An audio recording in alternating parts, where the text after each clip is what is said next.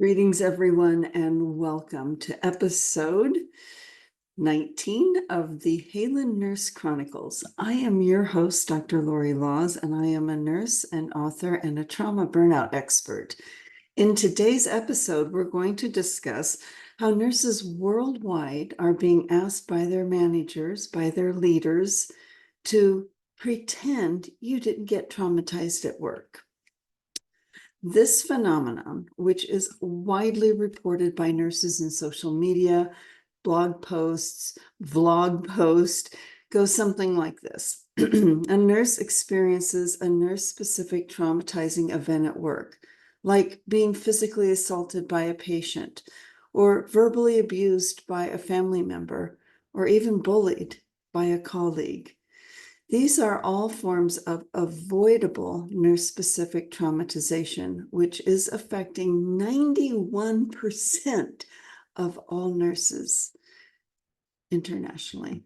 So we'll drop an image in the show notes for you to highlight not only the individual traumas that each and every nurse embodies by virtue of their lived experience, but also the avoidable and unavoidable nurse-specific trauma exposures. Most of the avoidable nurse-specific traumatization is secondary to healthcare system or organizational inadequacies. So let's unpack what I'm really talking about here in these case stories that we're going to examine today. What we have is really, it's a trauma sandwich. So first, the nurse is experiencing system-induced trauma. This is a type of avoidable trauma when organized healthcare systems create trauma, even those systems that are designed to mitigate or help heal trauma, such as our healthcare system. That would be our first piece of bread in the trauma sandwich, system-induced trauma. Now, let's see what's on the menu for the fillings of this nurse trauma sandwich. In the middle of the sandwich, we have other layers of avoidable nurse-specific traumatic events, like when a violent patient assaults a nurse, leaving her bloody and then bruised for weeks. Or we have another nurse who was followed to their car after their shift by family members who were threatening to do harm to the nurse and their family. Then there's the nurse who was involved in an adverse event. But the adverse event wasn't that nurse's fault. It was actually due, when a root cause analysis was done, was due to insufficient resources, which I think every nurse can relate to right now. Independent of the root cause, that nurse now is struggling with second victim trauma and the stigma and shame and guilt that goes along with an adverse event, despite the fact that the root cause analysis showed clearly that it was insufficient resources that were at the root of this adverse event.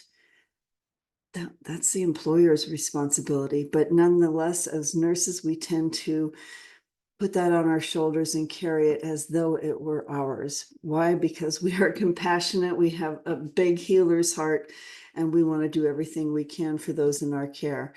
So the list goes on. These are all examples of the nurse trauma sandwich fillings, all of which are avoidable. The patient violence, the workplace violence, the emotional violence, the threat, the extortion, the bullying, all of those are examples of avoidable nurse-specific traumatization. And then here's the kicker, the other piece of bread in the nurse trauma sandwich. When these nurses who have been affected in these ways follow up, follow policy, communicate within the chain of command to report these incidents, they are being asked, and I quote, to pretend you didn't get traumatized at work. Nurses are being threatened with their livelihood, their licenses, their regulatory agencies. This is organizational blaming the victim behavior and culture. That is yet another form of avoidable workplace violence in the form of gaslighting. So we'll drop an image in the show notes for you where you can see exactly how this nurse trauma sandwich stacks up. So let's take the case story of a long-term care nurse who shared their story so passionately. And this nurse asked to be anonymous. So she is working in a long-term care facility, or was, and found herself in a troubling situation when her CNO continually pulled her into his office, claiming that she appeared unapproachable. Despite her recent work-related trauma where a patient physically assaulted her, this made her to be a little more introverted and a little more soft-spoken, a little more cautious. But even despite that, she showed up and made every effort to provide, and did provide, excellent care to her residents, patients, and their families. So confiding in a co-worker, she learned that her colleagues perceived her as friendly, which left her confused about the CNO's criticism. During her annual performance review, the CNO gave her the lowest rating for friendliness, urging her to put on an act and change her personality while at work. Now, mind you, this nurse was professional, engaged, and by all accounts from the residents, patients, family, co-workers, was doing a fantastic job, was very warm and open and welcoming. So this manipulative behavior on the part of the CNO left the nurse feeling wronged, questioning her authenticity and struggling with doubts about her own abilities. Seeking guidance from her therapist, her counselor, the nurse recognized the toxic environment that was created by the CNO's gaslighting tactics. So with the support of her therapist, she began developing healthier coping skills to navigate these stressful situations at work. Despite the pressure to conform to unrealistic expectations, she decided to prioritize her mental health and well-being. Ultimately, she made the brave decision to resign from that position, realizing that her worth as a nurse and as a human was not determined by conforming to someone else's standards and pretending to be something that we are not. Choosing to seek a more supportive work environment, the nurse took a step towards reclaiming her agency and finding a workplace that values her for who she truly is.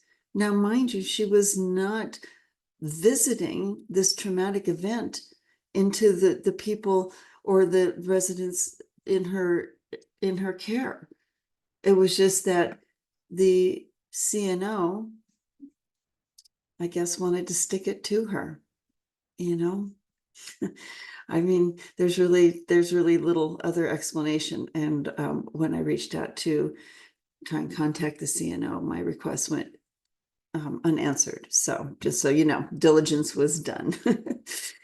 So let's take a look at the impact of gaslighting as a form of avoidable nurse-specific traumatization. Gaslighting in the workplace can really have a detrimental impact on nurses. It leads to doubts about their abilities and performance.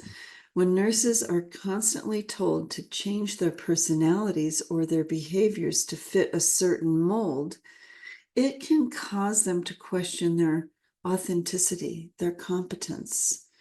This gaslighting behavior can increase stress levels and create a toxic work environment, making it difficult for nurses to maintain their mental health and well-being.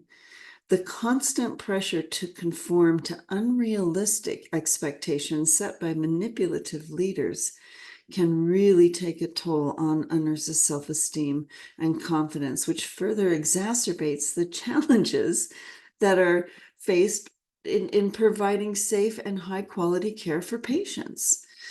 So navigating the effects of gaslighting in the workplace requires nurses to seek support from counselors or therapists and other experts to help them navigating it. But few do. we really need to open up the conversation around these practices, which I suspect by a good number of nurse leaders are being implicitly transmitted. They may not even be aware that there is very subtle but pervasive workplace violence and gaslighting that is happening, that is actually resulting in traumatization, nurse-specific traumatization. So it's important to recognize the impact of gaslighting on mental health so that nurses and their employers can take steps to prioritize the self-nurturance and how to set effective professional boundaries with leaders who are engaging in these practices. It is mission critical that nurses advocate for themselves and seek alternative employment options when presented with persistent, unrelenting gaslighting behavior.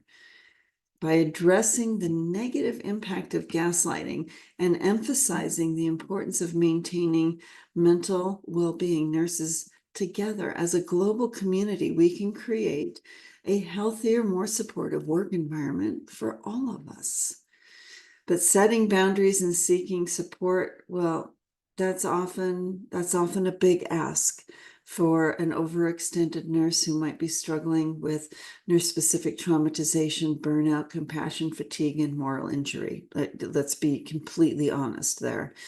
Setting boundaries with leaders who engage in gaslighting behavior is essential, though, for maintaining our personal integrity and our professional autonomy. As nurses, we can and must assert boundaries and communicate clearly about what is acceptable and what is not acceptable treatment in the workplace.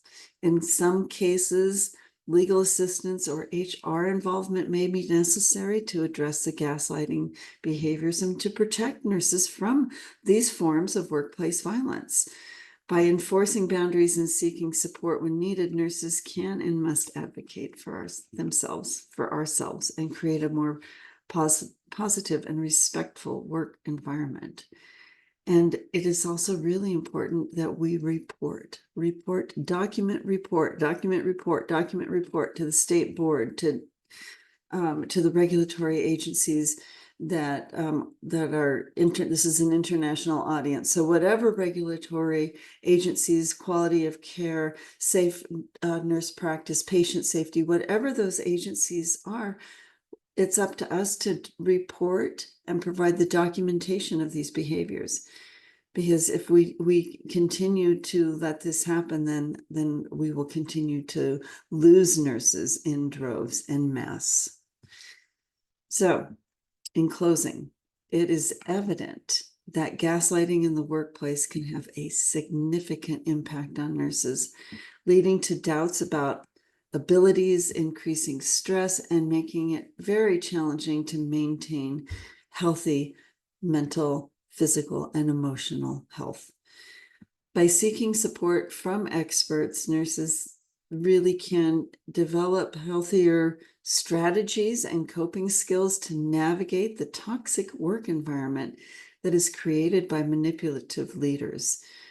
And part of what my work is and what we offer in my nonprofit programs are strategies for how to navigate the different archetypes that that these toxic colleagues embody, and how we can insulate our nervous system and our vagus nerve so that we are minimally affected.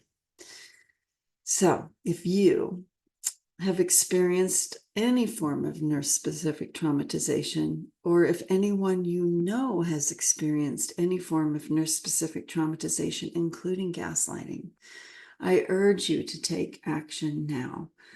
Please consider attending my Nurse Trauma Masterclass, or you can schedule a call with me to start the healing process. We'll drop those links in the show notes.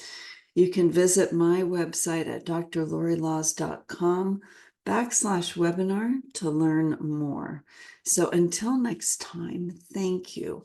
Thank you for all that you are and do. I see you, I feel you, I hear you, and I am here for you.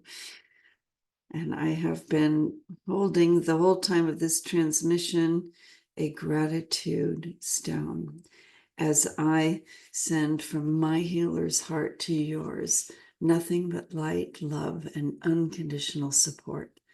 From my healer's heart to yours, and until next time, namaste.